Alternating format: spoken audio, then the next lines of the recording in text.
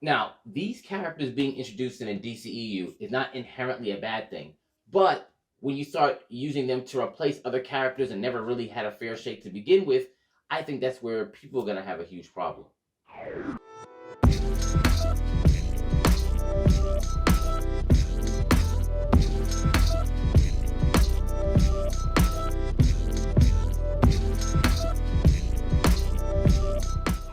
Hey, what's up, Nerd Fam? How you doing? This is your boy Gashawn. I want to welcome you to Enter the Nerd. Today, we're going to be talking about the DCEU, or what people are, dubbing the DCEU, which is very interesting. It's some developments that people were talking about, specifically a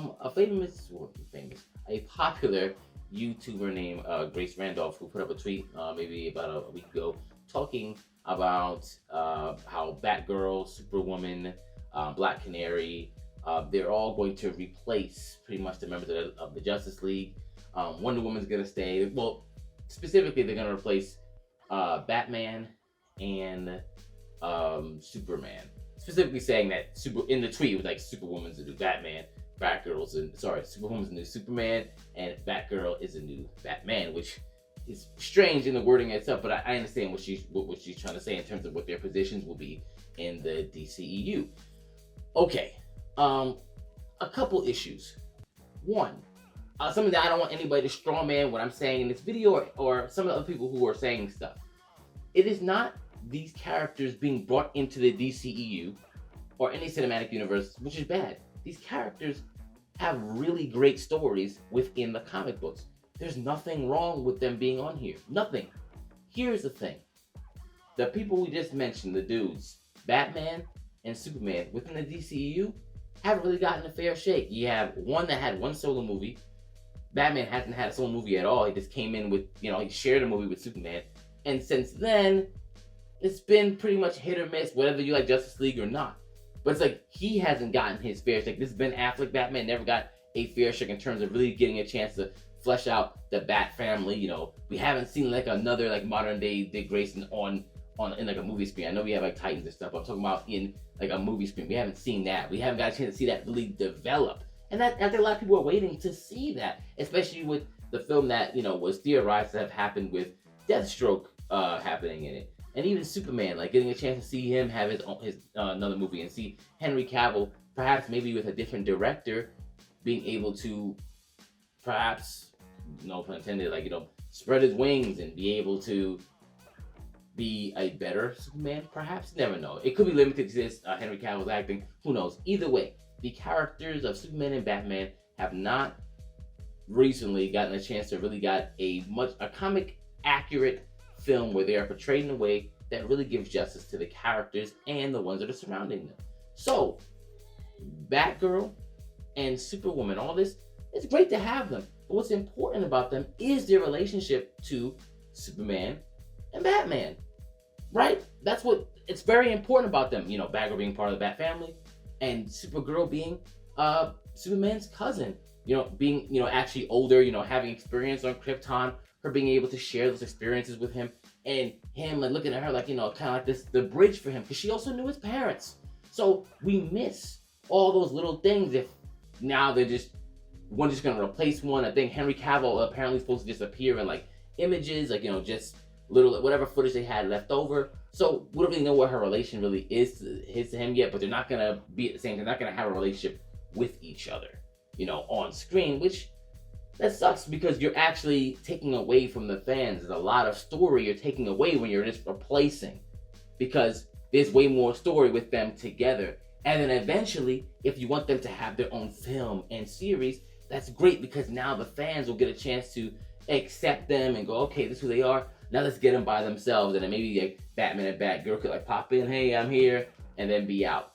But when you just try to just replace fan favorites, doesn't matter, even if it's the opposite. Because right now Wonder Woman is staying, right? And that's fine. But imagine if Wonder Woman was replaced with like some male counterpart. And matter of fact, it didn't have to be a male counterpart. It could just be someone else, another woman, another Amazon that people just have no idea who they are. That wouldn't be cool either, especially if you're not building up that secondary character. So you're setting that secondary character up to fill because people don't know them and you just want them to accept them. But also, you're taking away from people who actually came to see Wonder Woman. You get what I mean? That's what I'm saying with that. Now they're also introducing not introducing, well, bringing in Black Canary. Apparently it's supposed to be Journey Smollet's Black Canary, which I hated because storyline wise, just her whole character was not like the Black Canary. And obviously what I hate about what they do now with these characters is obviously race swapping. So they not only race swap Black Canary, but also Batgirl, which is so lazy because DC does have quite a few characters that they could bring that are original. You know, Vixen, and a ton of others that are from like Shadow Cabinet, which, if you know, that's from Milestone, which they're claiming to bring back. But Shadow Cabinet had a super diverse group of characters that were in that they could really bring in there. Like tons of women in there as well. And DC owns them, so it's like, why wouldn't you just maybe repurpose some of those characters, like still have the same storyline, but bring them in here? But I'm sorry, that's me, I guess, being creative instead of just saying, change the skin color, repurpose the character, that when people go and read the books, will not look or have this story for the last 40 years worth of reading, right? That, for me, that doesn't really make much sense. But it is what it is. It's what they're going to do. I think that's just my only issue when it comes to this. Like, honestly, like, where are characters like Bumblebee and Starlight, who's from Shadow Cabinet I just named, and a few others, Birds of Prey? That movie had the chance to be exactly what these people are talking about, because right now they want like an all-woman-led team. That seems to be what they're really pushing for, and want people to like that. People can. And Birds of Prey was their opportunity. The issue was with that movie as well, which is I don't want this to be a repeat of that, which I don't think it's going to be an exact repeat. I think it's going to be better just based off of how this movie is coming about. But it's like, that happened because they perverted all those characters in a way that made them unrecognizable, and just honestly, a lot of them were just unlikable. Look what they did to Cassandra Cain. Cassandra Cain's a badass in the comics. They made her like a pickpocket. Like, come on, like, stop.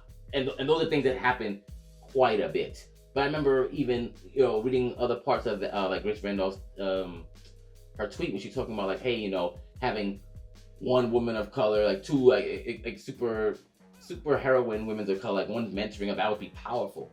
And I'm like, wouldn't it be powerful regardless? You know, like, if you're gonna do that, why wouldn't it be like original characters? Say what you want about Ryan Wilder, the Superwoman. The Batwoman that's on the show right now.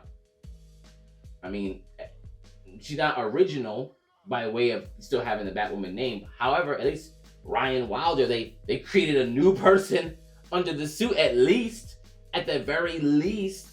You know what I mean? Like, they didn't just make like Kate Kane black, right? Like that'd just be crazy. But at least they did that. Like, I'm not saying it's a great series or anything. And mind you, it could have been something. If Ryan Wilder, imagine if was just like a side character in Batwoman, like that appeared in the first season, and all of a sudden they made like a whole show about Ryan Wilder being some whole other character that was just kicking ass. A whole other conversation. But that wasn't what they're doing. But I digress. Back to this whole DCEU future.